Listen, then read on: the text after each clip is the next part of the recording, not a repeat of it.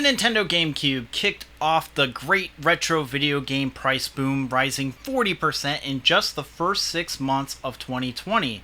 Fast forward to 2024 and prices are plateauing, barely rising a percent in the same time span as 2020. So what does that mean? Does it mean that we're finally going to return to 2019 prices? Well, keep watching to find out.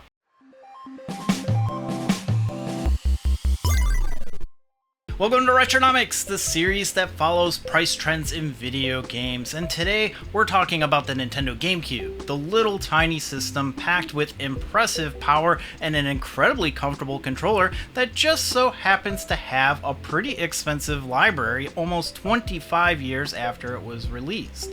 In 2020, prices were rising substantially, and a lot of people were claiming that they would continue to climb and there would be no ceiling at all. Now, why does that sound familiar? Oh yeah, it's because it actually happened recently with the Xbox 360 prices. But unlike the Xbox 360, the GameCube rose significantly higher in 2020. So significant that in the first 6 months of 2020, the GameCube prices rose more than the Xbox 360 prices did in the past 4 years when you consider the percent increase. Dollar-wise, they increased half of what the Xbox 360 did in all those 4 years. But that was in 2020, an eternity ago. Now in 2024, we're seeing prices just flatline. Well, technically they're up 0.2%, but that's well within the margin of error, and that's the overall market. There are a decent amount of games, popular games, that have dropped more, and we'll take a look at those in just a moment. But first, here's how Retronomics works. I get all of my prices from PriceCharting.com, which gets their prices from eBay sold listings and prices on their site to determine a trend.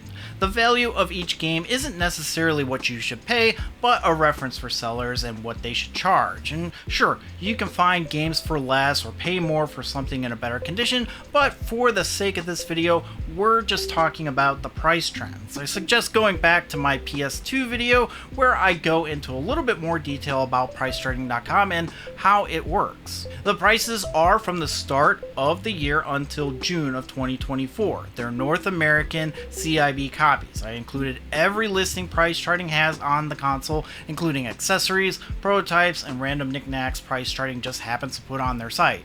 That being said, I only evaluated prices from items that were on Price Charting's site as of January 2020 and had a price of over $1 for every month since then.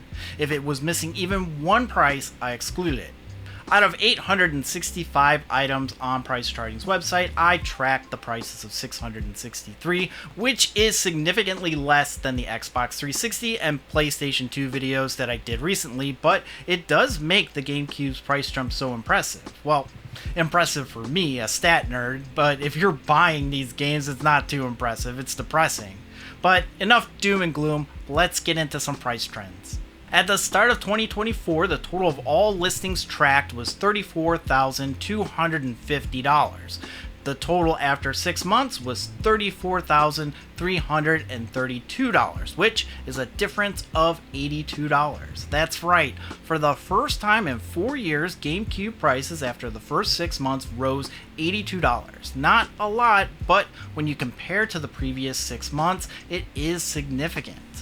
Like I mentioned at the top of the video, the first 6 months of 2020 and 2021 saw increases almost 50% in 2020 and 28% in 2021, and those are just the first 6 months of the year. The prices did drop off a little bit towards the end of the year, which could mean that we'll see GameCube prices actually drop in 2024. Well, maybe not overall, given how the breakdown of the games is structured. At the start of 2024, 7 listings were $5 or less, 124 were $6 to $10, 221 $11 to $20, 177 $21 to $49, 80 $50 to $99, and 36 between $100 and $200, and 18 listings are over $200 at the start of 2024.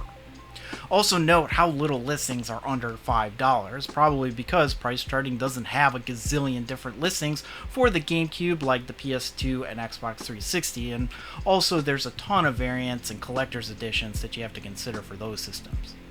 Fast forward to June, this time 10 listings were under $5, but 112 were between $6 and $10, 229 between $11 and $20, 17 between $21 and $49, 88 between $50 and $99, 31 between $100 and $200, and 22 GameCube listings over $200. And when I take a look at my own personal collection, it kind of tracks. My GameCube collection is a bit more substantial than the PlayStation 2 and Xbox 360 in terms of overall value, but that's because the GameCube fetches a higher price than those two systems.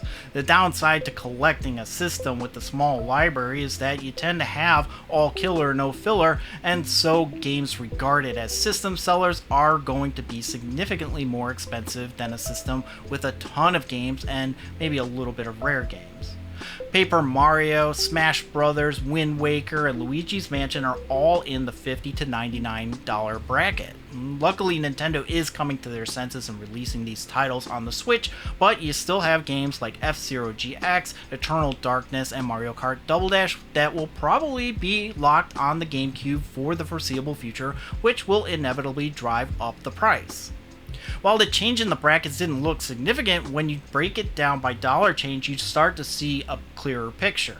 7 listings didn't change value at all, but 344 increased in value, and 84 of those increased under $1, 191 between 1 and 5, 37 6 to 10, 13 11 to 20, 9 increased $21 and $49, and 4 increased $50 to $99, and 3 increased over $100. And those 3 that increased over $100 are the Pokemon Box, Pokemon XD Limited Edition, and the Mega Man X Controller. The rest of the top 25 listings that increased the most are listed here, and you can see 9 listings didn't increase more than $20. The PlayStation 2 video I did saw only 2 games increasing under $20, and the Xbox 360 didn't see any games increasing under $40. It is interesting to see what is on the top of the market after just 6 months. There are some rarer GameCube titles which, like the other 2 videos, is signaling that the collector space is settling back down to where only the rare, obscure games are fetching high dollar sales. The Metroid Prime and Zelda Wind Waker combo, for example, has always been expensive, but now something that was popular and plentiful like Paper Mario Thousand Year Door has dropped almost to where it was before the price boom started in 2020, which is 15%. Which reminds me, in previous Retronomics videos, I used to track 25 to 30 games requested by subscribers, and I gave a brief summary on each. And I'm not going to do that anymore, but I will show the GameCube games that I've been covering here and give a breakdown of their increases or decreases over the past first 6 months to see if anything sticks out. If you really like this feature, I can potentially bake it into future videos. Here are the 30 games that I tracked, and you can see that there are a decent amount of games that lost value, an average of 3.3% loss in the past 6 months, which is skewed a bit by the Disney Sports Basketball, which dropped 20%. You'll recall in my previous video that rarer games like this tend to have a wider range of change compared to something popular like Super Smash Bros. Melee, which barely changed at all. Other big losses are WarioWare Mega Party games and Super Mario Sunshine, and of course, Paper Mario Thousand Year Door. Games that have seen a Switch release in one form or another. Removing Disney Sports Basketball from the equation, you get a result that's a bit more in line with the overall market. Instead of a 6% loss in the past 6 months, it's just 1%. And this is what I really want to drive home when talking about the overall system market.